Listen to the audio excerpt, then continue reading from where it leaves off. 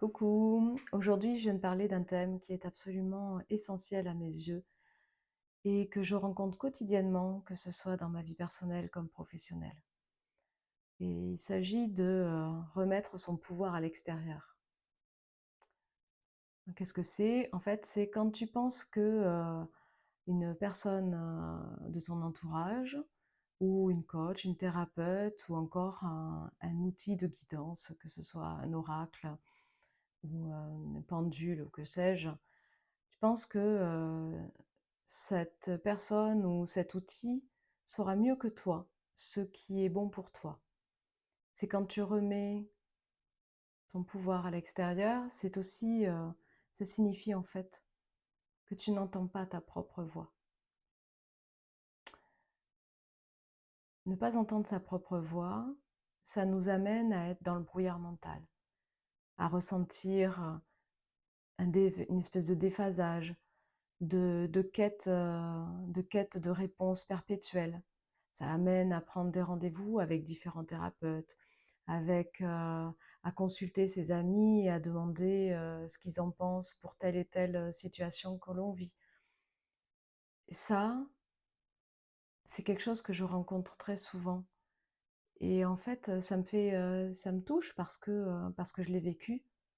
Parce que je sais ce que c'est que d'être dans le brouillard mental et d'avoir passé des mois et parfois des années en quête à l'extérieur de moi, en quête de réponse, en quête de clarté, en quête de compréhension. On ne nous a pas appris quand on était enfant à s'écouter et à accorder de l'importance à nos propres ressentis, à accorder toute l'importance qu'elle méritait notre voix intérieure. Ça nous amène aussi à avoir perdu confiance en nous.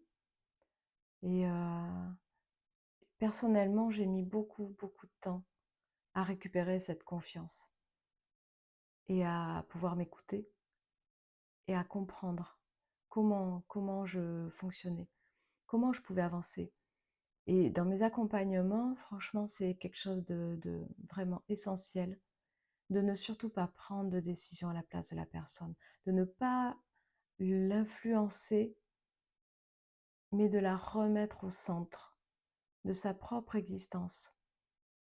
Nous avons déjà toutes les clés en nous et nous avons parfois besoin d'être guidés pour comprendre comment fonctionnent nos propres clés et pour les activer. Remettre son pouvoir à l'extérieur, c'est se couper de ce qui est essentiel pour soi. Et je trouve ça dommage. Mais après, chacun vit ce qu'il a à vivre.